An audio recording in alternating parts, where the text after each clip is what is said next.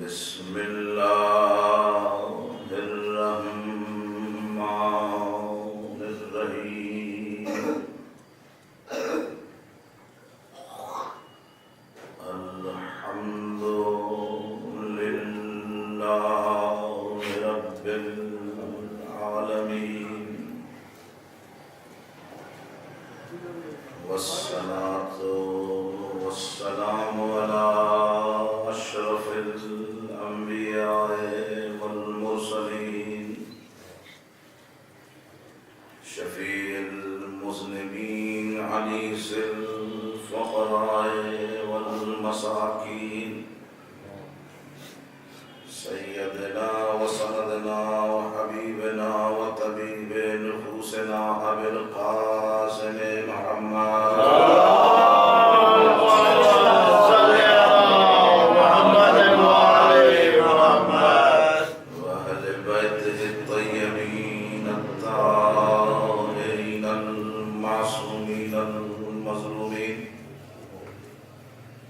الذين أذهب الله عنهم الرجس وطهرهم تطهيرا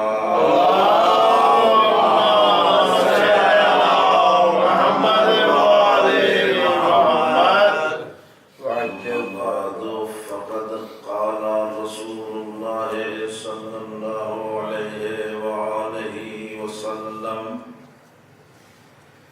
بسم الله الرحمن الرحيم حسين مني وأنا من الحسين سلام عليكم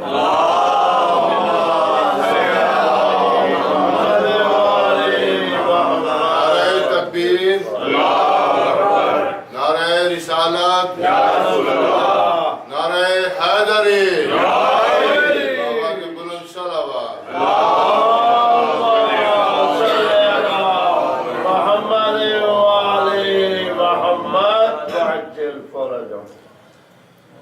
سامعین محترم،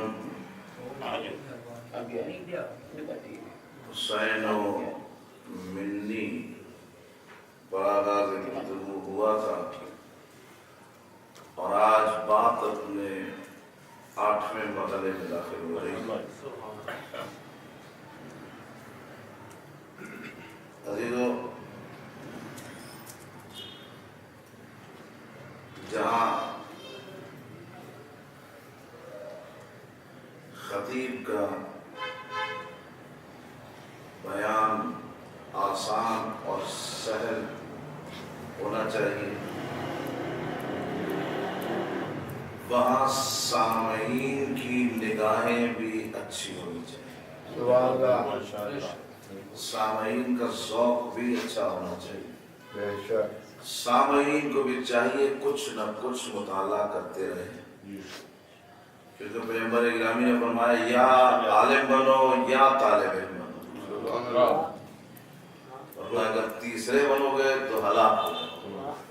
تیسرے یعنی کیا مطلب؟ تیسرے یعنی گھاس پھوس۔ گھاس دیکھا آپ نے جب بڑی ہوتی ہے، ہوا چلتی ہے تو ہوا کے زور سے ادھر ہو جاتی ہے، ہوا یہاں کی چلتی ہے تو یہاں ہو جاتی ہے۔ تو یا طالب علم یا عالم، انسان انہیں کچھ نہ کچھ اہل بیت علیہ السلام کے در سے حاصل کرتا ہے۔ حسین و منی و انا من الحسین پر مستقل آپ کی خدمت میں گفتگو ہو رہی ہے، اور ہم نے حسین و منی کی بھی تشریح آپ کی خدمت میں عرض کی، الفاظ کے معنی اور جو تشریح امکان تھا وہ آپ کی خدمت میں کی، وَأَنَا مِنَ الْحُسَيْن پر بھی گفتگو کی۔ کل تک بات یہاں تک پہنچی تھی کہ میں حسین سے ہوں، رسالت مآب نے فرمایا میں حسین سے ہوں۔ کل یہاں ہم نے گفتگو کی تھی یہاں تک کہ کس طرح سے رسالت مآب حسین سے ہیں۔ عزیزو، یہ بڑے مسائل ہیں۔ اگر آپ اہل بیت کے فضائل پڑھتے ہیں تو لوگ کہتے ہیں آپ انہیں پڑھا رہے ہیں، تو ہماری کیا غلطی ہے جب اہل بیت کے فضائل ہی اتنے ہیں؟ لیکن اگر نہ پڑھے تو یہ ہو نہیں سکتا کہ اہل بیت کے فضائل نہ پڑھے۔ ہاں، مائل کرنے کے لیے روش اور طریقے بدلے جا سکتے ہیں۔ دنیا کو اگر صرف فضائل حسین سنائے جائیں تو دنیا حیران ہو جاتی، یہ تو حضرت آدم سے بڑھا رہے ہیں، حضرت نوح سے بڑھا رہے ہیں، حضرت ابراہیم اور اسماعیل سے بڑھا رہے ہیں۔ چلیے، جب آپ اس برتری کو برداشت نہیں کر رہے ہیں تو ایسا کرتے ہیں، رخ چینج کرتے ہیں، رخ کو بدلتے ہیں۔ اب رخ یہ ہے کہ حسین کی طرف تمہیں اس لیے مائل ہونا ہے کہ حسین میں آدم کی شباہت ہے۔ حسین میں آدم کی شباہت پائی جاتی ہے۔ تو اب جو آدم کے ماننے والے ہیں وہ حسین کو مانتے ہیں۔ حسین میں نوح کی شباہت پائی جاتی ہے۔ ابھی میں وہ فضائل والی باتیں نہیں کر رہا، لیکن اتنا تو ہے نا کہ انسان میں شبیہ ہوگی، کچھ صفات ملیں گی، کچھ اضافہ ہوگی۔ تو حسین علیہ السلام میں آدم کی شباہت، تو جو آدم کے ماننے والے ہیں وہ بھی حسین کو مان سکتے ہیں، کیونکہ جو آدم میں خصوصیات ہیں وہ حسین میں بھی، جو حضرت نوح علیہ السلام میں خصوصیات پائی جاتی ہیں وہ حضرت امام حسین میں بھی پائی جاتی ہیں۔ تو نوح کے ماننے والے بھی حسین کو مان سکتے ہیں۔ ابراہیم میں جو خصوصیات پائی جاتی ہیں وہ امام حسین میں بھی پائی جاتی ہیں۔ تو لہذا ابراہیم کے ماننے والے بھی امام حسین کو مان سکتے ہیں۔ حضرت موسیٰ میں جو خصوصیات پائی جا سکتی ہیں وہی امام حسین میں بھی پائی جاتی ہیں۔ حضرت موسیٰ کے ماننے والے بھی حسین کو مان سکتے ہیں۔ حضرت عیسیٰ کے ماننے والے بھی، کیونکہ جو عیسیٰ میں خصوصیات پائی جاتی ہیں وہی امام حسین میں بھی پائی جاتی ہیں۔ لہذا عیسائی بھی امام حسین کو مان سکتے ہیں۔ وہ خصوص دیکھیں، کسی بھی شخص کو ماننے کے لیے شخص کو نہیں مانا جاتا، اس کے اندر جو صفات ہوتی ہیں اس کو مانا جاتا۔ کسی شخص کو برا نہیں سمجھا جاتا، اس کے اندر جو بری صفات ہوتی ہیں اس سے متنفر ہوتا ہے انسان۔ یہی ہے نا، آپ کسی شخصیت کی طرف بڑھتے ہیں اس کا اخلاق اچھا، آپ کس کی طرف بڑھے؟ اخلاق کی طرف بڑھے۔ آپ اگر کسی کے پاس بیٹھتے ہیں اس لیے کہ وہ اچھی طرح آپ سے ملتا ہے، تو اس کا مطلب یہ ہوا کہ آپ کی نظر میں کوئی شخصیت معتبر نہیں ہے، اس کے اندر کی صفات معتبر ہے۔ اس کے اندر جو صفات ہیں آپ اس کی طرف بڑھ رہے ہیں، اور کسی میں بری صفات ہوتی ہیں تو آپ اس کے لیے اس کی طرف بڑھتے ہی نہیں۔ تو بس ایک قاعدہ پتہ چل گیا نا کہ اگر لوگوں کو اپنی طرف بڑھانا ہے تو اچھی صفات اپنے اندر پیدا کرو۔ بری صفت سے کوئی نہیں آئے گا، بری صفت دور کرتی ہے انسان کو۔ تو اب دیکھیں، ایک کا اخلاق اچھا ہے تو اس کی طرف لوگ بڑھیں گے، یعنی اخلاقی لحاظ سے اس میں صفت ہے، لوگ اس کی طرف بڑھیں گے۔ اس کا علم اچھا ہے تو جو علم کے چاہنے والے ہیں وہ بھی اس کی طرف بڑھیں گے۔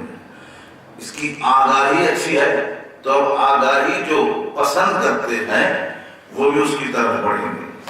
کچھ لوگ نور کو پسند کرتے ہیں، اگر کوئی نورانی حیثیت رکھتا ہے تو نورانی حیثیت والے بھی اس کی طرف بڑھیں گے۔ اب پروردگار عالم نے جتنی مخلوق بنائی جانتا تھا نا کون کون کیا پسند کرتا ہے، کون کون کیا پسند کرتا ہے، وہ ساری صفات امام حسین میں دے دی۔ آواز بلند صلوات۔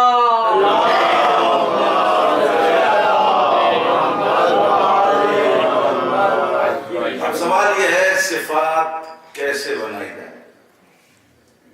سب سے اہم سوال جو ہر دل کا ہے، ہر ذہن کا ہے، یہ صفات کیسے اختیار کی جائیں؟ یہ بہت اہم سوال ہے، خصوصاً نوجوانوں کے لیے جو اپنی ڈگر کو ایک طرف رکھنا چاہتے ہیں۔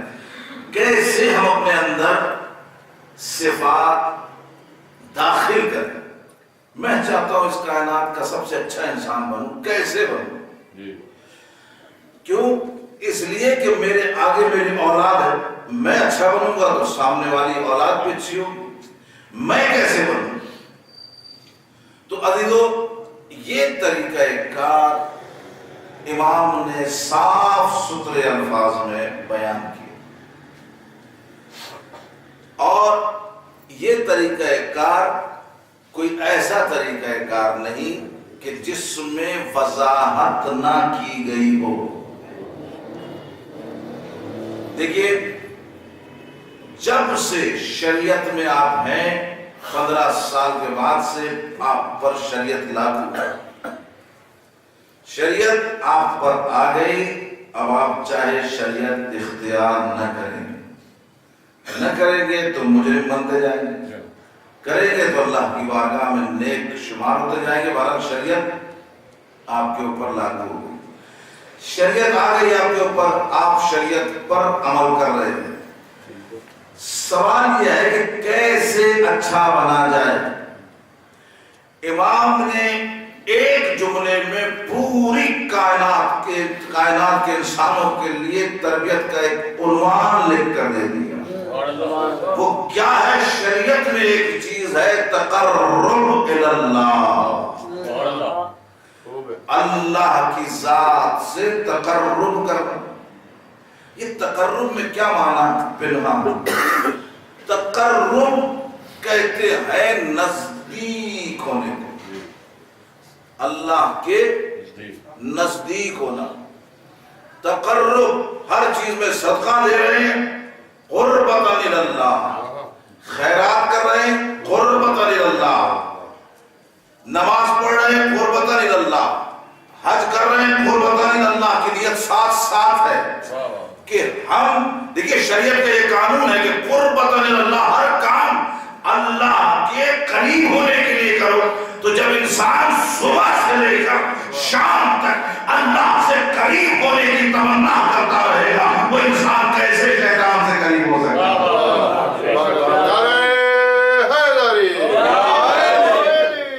کیسے ہو سکتا ہے جب وہ مستقل کہہ رہا ہے میں اللہ کے قریب ہونے کے لیے، میں اللہ کے قریب ہونے کے لیے۔ عزیزو یہ اللہ کے قریب کیوں ہوا جائے؟ یہ ہے درس اسلام کا جو آپ کی خدمت میں بیان کرنا چاہتا ہوں۔ اللہ سے قریب ہو جاؤ، اللہ سے قریب ہو جاؤ، یہ کس چیز کا درس ہے؟ یہ درس امام نے دیا قربت کا درس، قربت کا درس دیا۔ دیکھو اللہ سے قریب ہو جاؤ، اور یہ کہہ کیوں رہے؟ اس لیے کہ خود اللہ سے قریب ہے، خود اللہ سے قریب ہے، ہمیں کہہ رہے اللہ سے قریب ہو جاؤ۔ تو اللہ سے قریب ہونے کا فائدہ کیا ہوگا؟ دیکھیے ایک مقام پر آگ جل رہی ہے، آگ کے نزدیک آپ پہنچے تو آپ نے آگ کی حرارت کو محسوس کیا، یہ ہے قربتاً اللہ کا معنی۔ کیا بات ہے، واہ واہ واہ واہ۔ جب تک آپ محسوس نہیں کرتے تو اس میں تقرب نہیں آتا۔ نماز پڑھ رہے پتہ ہی نہیں کہ کس کی پڑھ رہے، ٹھیک ہے، پتہ ہی نہیں چل رہا کہ کس کی نماز۔ اس اگر محسوس ہونے لگے کہ کوئی ذات ہے جس نے خلق کیا ہے اس کے لیے سجدہ بجا لا رہا ہوں. اس کو کہتے ہیں تقرر. حس کرنے لگے کہ بھائی یہ میں کس کے لیے نماز پڑھ رہا ہوں, کون ہے. تو جب وہ حس ہوتا ہے, جیسے آگ کے نزدیک گئے, آپ نے آگ کی تپش کو محسوس کیا, ابھی محسوس کیا آپ نے, پھر اور قریب گئے, آگ کے نزدیک آپ ہاتھ لے گئے تو آگ نے ہاتھ کو گرم کرنا شروع کیا, ہاتھ کو گرم کرنا شروع کیا, یعنی آگ کی صفات ہاتھ میں آنے لگی. بہت خوب. ہاتھ میں آنے لگی, گرمائش آگ کی صفت ہے, اس میں آنے لگی. آگ کی صفت گرمی ہے, اس میں آنے لگی. اور نزدیک کیا, اور نزدیک کیا, یہاں تک کہ بہت نزدیک ہوئے. اب جب ہاتھ کو اٹھا کر اپنے گال پہ لگایا تو کہا آگ ہو رہا ہے. کتنی صفات اس میں آئی, لیکن یہ کہا آپ نے آگ کی طرح گرم ہو گیا, آگ کی طرح گرم ہو گیا.